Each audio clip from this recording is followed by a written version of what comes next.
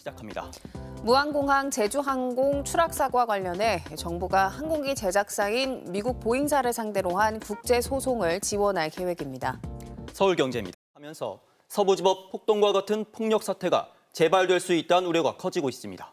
경찰은 소설 같은 상황까지 대비하라는 긴급 지시와 함께 13만 경력 항고를 할 수 없다는 검찰 주장과 달리 즉시 항고 사례는 여러 차례 있었습니다.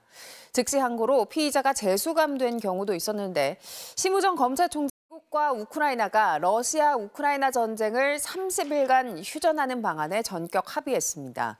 트럼프 미국 대통령은 젤렌스키 우크라이나 대통령을 백악관에 내일부터 전 세계 국가들을 상대로 철강과 알루미늄에 25% 관세를 매깁니다. 제도 시행을 하루 앞두고 미국 트럼프 대통령은 캐나다의 명태균 씨와 김건희 여사의 대화가 공개되면서 이른바 명태균 게이트의 실체가 하나둘씩 드러나고 있습니다. 명 씨의 조언을 윤 대통령이 그대로 말하거나 김 여사가 미국의 핵 안보와 에너지 정책을 담당하는 미국 에너지부가 다음 달부터 한국을 이른바 민감 국가로 지정할 계획인 것으로 알려졌습니다.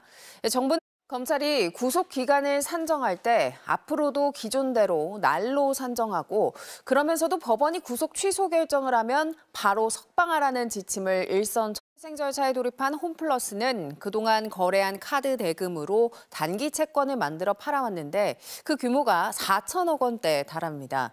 이 증권 상품을 사죠.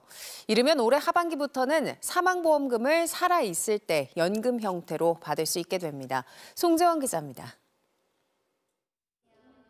3만 5천여 명의 사망자를 낸 동일본 대지진이 발생한 지 어느덧 14년이 흘렀습니다. 여전히 피난 생활 중인 이들이 3만 명에 가까운 가운데 와그라그 플러스입니다. 정부와 전국 의과대학들이 의대생들의 복귀를 호소하고 있지만 집단 수업 거부는 이어지고 있는데요. 연세대학교 의과대학은 자동차 운전 면허증 디자인이 23년 만에 바뀌었습니다. 새 면허증은 신규 기법을 도입해서 위조나 변조가 더 어렵다는데요. 지난해 11월 현대차 울산 공장에서 연구원 3명이 차량 실험 중에 질식해서 숨지는 사고가 있었죠. 특별근로감독에서 60개 넘는 법률 위반. 여자가 되고 싶은 마약상과 은행 강도에 납치된 여자, 나치를 피해 숨은 유대인 소녀까지 위기에 처한 이들을 돕는 용감한 조력자들의 이야기가 이번 주 극장가들의 신영증권 연결해서 밤사이 뉴욕 증시 소식 들어보겠습니다. 안희은 캐스터 전해주시죠. 네, 신영증권 뉴스투데이 여기서 마치겠습니다. 시청해주신 여러분 고맙습니다.